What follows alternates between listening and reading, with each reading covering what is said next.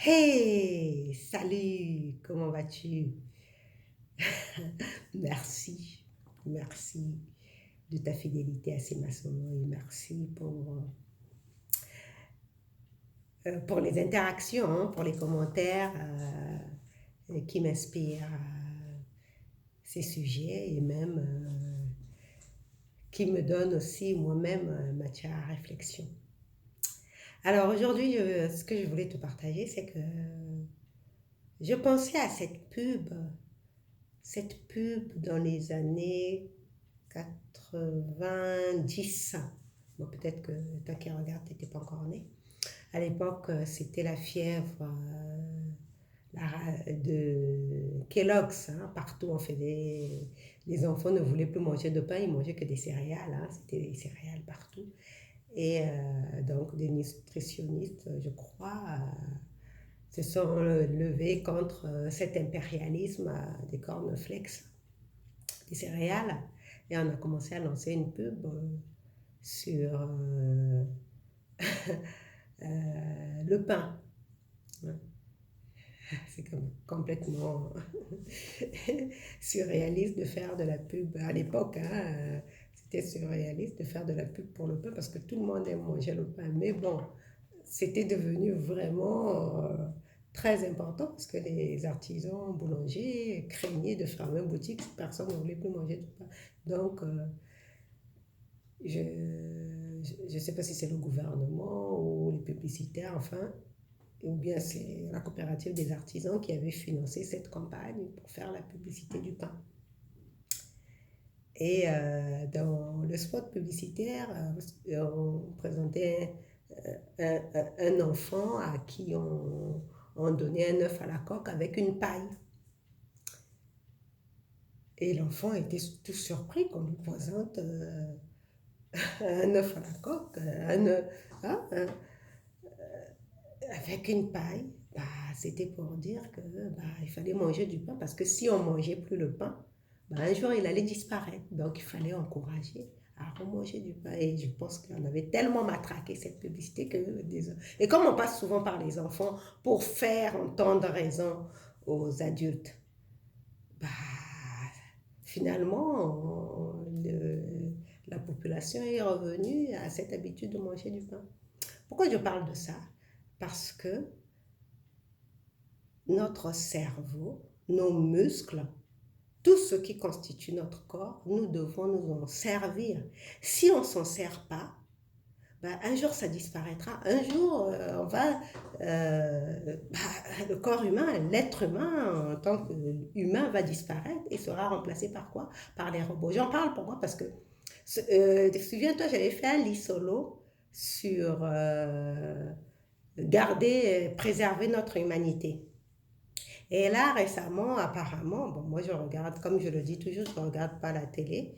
Et apparemment, on m'a envoyé une vidéo avec une séquence de TF1, du journal visiblement de 20 heures, hein, qui parlait de la fameuse invention que je t'avais partagée ici de Elon Musk sur Neuralink. Hein, cette puce électronique qu'on peut mettre dans le cerveau pour décupler les capacités, qui doit faire les choses à notre place. Et moi, au départ, j'avais juste parlé de décupler les capacités, mais en fait, déjà, la fonction de cette puce électronique, c'est pour faire les choses à notre place, c'est-à-dire ça remplace littéralement le cerveau, ça allume la télé, les interrupteurs, enfin, par la vitesse de ta pensée, tout est activé dans ta maison. Donc, du coup, tu ne vas pas appuyer ta main pour allumer la télé, pour prendre une douche, en fait, par ta pensée, tout se fait. Et ça, avant, apparemment, d'après ce que j'ai vu, avant, il y avait moi, j'en avais entendu parler. C'est un casque qu'on mettait. Hein, les gens mettent un casque et quand ils rentrent dans leur maison, ils mettent ce casque-là. Et quand ils rentrent dans leur maison, les fonctions, le casque, grâce aux commandes, grâce à leur pensée, le casque va décidé d'allumer la télé, la radio, faire bouillir de l'eau, le micro, enfin bref.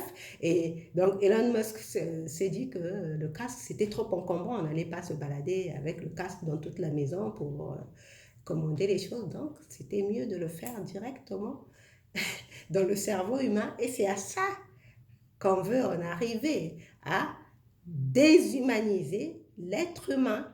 C'est-à-dire qu'il n'a plus à faire les choses par lui-même. C'est un programme. Alors qu'avant, le programme nous a été inculqué par l'éducation, tel qu'on a hypnotisé nos parents, les générations précédentes, qui nous ont transmis cette acculturation par l'éducation. Mais là, ils veulent passer à la vitesse supérieure. Ce ne sont plus les parents qui vont nous transmettre cette acculturation, cette programmation, mais c'est eux-mêmes, hein, les gouvernants, qui, à travers ces puces électroniques directement implantées dans notre cerveau, qui vont nous programmer littéralement comme des robots, en fait. En fait, on va devenir, avec ce système-là, on va devenir littéralement des robots. Mais pour que ce truc-là puisse fonctionner, il faut que nous, notre corps humain, soit faible. Et comment ça se passe? On commence par les enfants. Hein, j'ai vu aussi... c'est pour ça que je n'aime pas trop. Ces derniers temps, je me suis coupée des réseaux sociaux par les vidéos que je fais ici sur YouTube. Et sur YouTube, moi, quand je regarde des vidéos, c'est des conférences qui m'inspirent. Donc, mais sur les autres réseaux sociaux, de moins en moins. Justement parce que je sais que chaque fois que j'y vais, il y a toujours des informations, et surtout sur ce qui se passe dans le monde. Et moi, je veux me préserver mon cerveau, hein, ne pas me polluer avec ces informations qui sont anxiogènes, hein, mine de rien, hein, elles sont anxiogènes. Et pour les personnes ultra sensibles, vaut mieux se protéger. Et justement, il y a une autre vidéo où on parlait des masques à partir de l'âge de 2 ans. Mais dans quel monde vivons-nous? Et le soi-disant médecin, j'ai même pas retenu son nom tellement que ça ne m'intéressait. C'était pas... je, je trouve qu'on est tombé sur la tête, littéralement. Toujours de prendre encore l'exemple de la Chine. Ce qu'on oublie, c'est que la Chine, c'est 2 milliards d'habitants. Donc, on peut peut-être aller prendre l'exemple d'une petite région, alors que le reste de la Chine ne fonctionne pas comme ça. Et vouloir imposer ça à l'Occident, alors que c'est pas ça. C'est pas comme ça que ça fonctionne. Donc, dire qu'en Chine, ils mettent les masques aux bébés à partir de 2 ans et pouvoir importer ce modèle-là, je trouve que c'est vraiment perdre les pédales. Sincèrement, c'est vraiment perdre les pédales. Et en Asie, il y a un pays aussi où des enfants à partir de 1 an et demi, parce que les parents sont tellement accros à la cigarette, fument. Des enfants, à l'époque, quand j'étais en couple, des enfants de 2 ans, de 3 ans qui fument la cigarette. Est-ce que c'est pour cela qu'on va prendre le même système pour mettre en France? Il faut qu'on arrête un peu. Hein? Donc, personnellement, moi, j'ai plus d'enfants en bas âge, donc je pourrais ne pas me sentir concernée, mais je considère que tous les enfants, tout ce qui peut arriver à n'importe quel enfant dans ce monde me touche. Donc, hein, surtout pour les parents qui ont des enfants en bas âge, soyez vigilants, protégez vos enfants. Parce que c'est par là qu'on commence, c'est par les enfants. Quand les enfants vont accepter, si les enfants acceptent cette impuissance-là, ils vont le transmettre aux parents. Et les parents aussi vont se dire, ah, les enfants sont résilients. Oui, on va sur la base de cette résilience, mais ce n'est pas de la résilience. C'est tout simplement du domptage, comme je l'ai partagé hier. Hier, j'ai partagé comment on dompte un éléphant. Un éléphant, c'est une façon de dompter le cerveau, de programmer, de lui apprendre une impuissance. Tu es enfant, tu n'as rien à dire. On a dit, de porter le masque à 6 ans, bah tu portes le masque. Et après, l'enfant dans la rue, quand tu vas voir que d'autres personnes ne portent pas le masque, des adultes, ah, pourquoi tu ne portes pas le masque? Donc, et c'est comme ça qu'on transmet une impuissance à d'autres. Et là, à partir de 2 ans, donc un enfant de 2 ans, on va lui mettre un masque. Et après, il va grandir avec cette idée. Il ne va pas comprendre que... Et les parents, pour être solidaires de l'enfant, ils vont se... Attendez, soyons sérieux. Hein? Je vais terminer par cette note-là, parce que je ne veux pas rester longtemps non plus. Oui, ces derniers temps, c'est court, hein, les lits solo, parce que j'ai des longues journées, je termine tard, donc à la fin, je suis vraiment épuisée. Oui, je disais que je vais terminer par là. C'est un message de sagesse des Amérindiens, hein, de la tribu Hopi, hein, des Amérindiens, des Indiens d'Amérique, qui disait que ce qu'on est en train de traverser en ce moment, hein, dans le monde, ça peut s'apparenter à un trou noir, ou à un portail, voilà, ou à un portail dans un autre monde, donc un monde meilleur. Hein.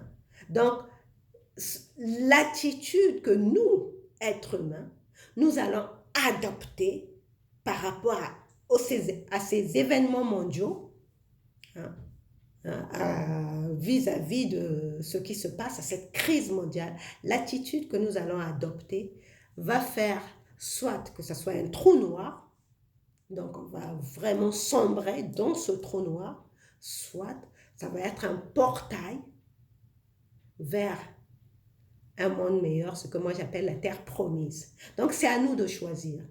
Hein. Ça commence à devenir vraiment très sérieux. La dernière fois, je disais que le pire est à venir, mais je crois que c'est ça. Hein. Commencer à s'en prendre aux enfants, ça, c'est le pire. Ça, c'est le pire qu'on puisse commencer. On est en train de s'approcher. Commencer à s'en prendre aux enfants, littéralement, ça, c'est le pire. Donc, c'est à nous adultes, d'être vigilants. C'est à nous de savoir quel héritage nous voulons donner à ces enfants-là. Parce que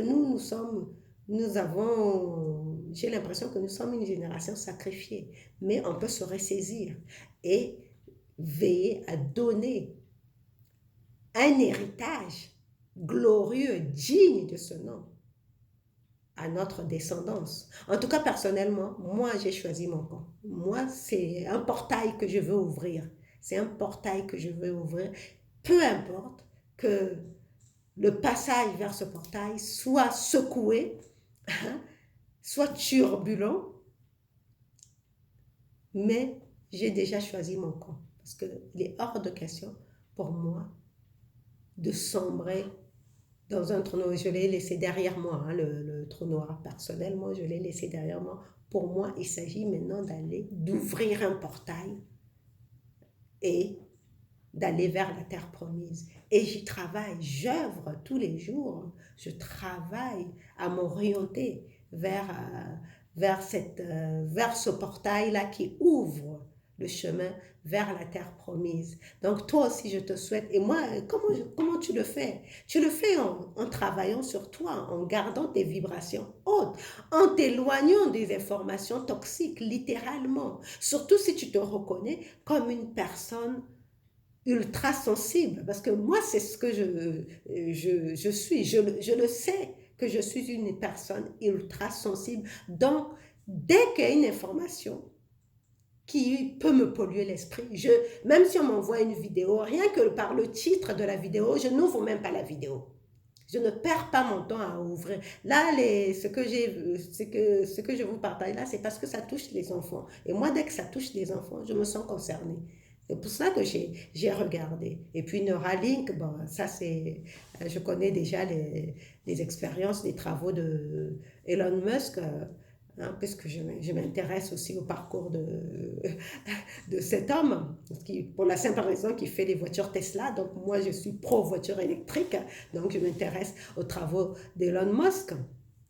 Mais pour le reste, les infos, je me tiens très, très éloignée de ça.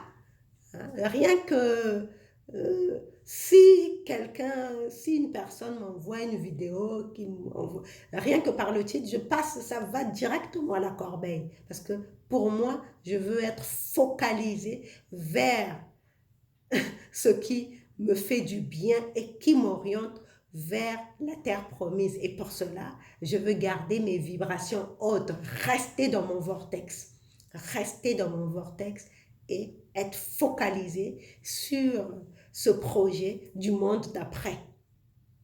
Et toi, je te le souhaite aussi, hein, comme je le dis toujours, c'est en gardant tes vibrations au haut niveau. Et tu les gardes au haut niveau toujours en faisant attention à ce qui entre dans ton esprit, hein, à ce qui domine dans tes pensées.